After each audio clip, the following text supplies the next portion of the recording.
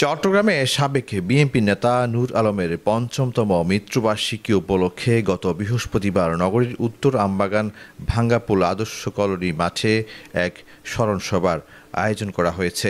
উক্ত স্মরণসভায় উত্তর আমবাগান আদর্শ সমাজ কল্যাণ পরিষদের উপদেষ্টা আলী আশরাফ ভূঁইয়ার সভাপতিত্বে এতে প্রধান অতিথি ছিলেন চট্টগ্রাম মহানগর বিএনপির যুগ্ম আহ্বায়ক মোহাম্মদ শফিকুর রহমান স্বপন। প্রধান বক্তা ছিলেন রেলওয়ে শ্রমিক কর্মচারী দলের সাধারণ সম্পাদক অ্যাডভোকেট এম আর মঞ্জু।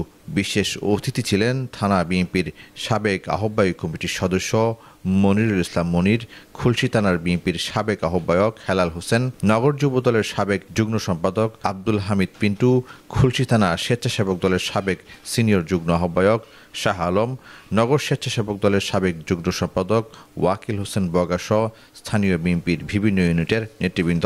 স্মরণসভায় মরহুম নূর আলমকে গভীর শ্রদ্ধার সাথে স্মরণ করেন এবং নূর আলমের পরিবারের পাশে থাকার দৃঢ় প্রত্যয় ব্যক্ত করেন। সে সাথে বিগত ফ্যাসিস্ট আওয়ামী সরকারের বিরুদ্ধে আন্দোলন সংগ্রামের নানা স্মৃতির কথা তুলে ধরেন উপস্থিত নেতৃবৃন্দ।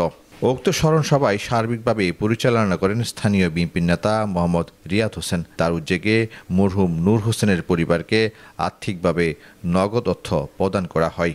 নিউজ ডেস্ক, প্রতিদিনের কাগজ, চট্টগ্রাম।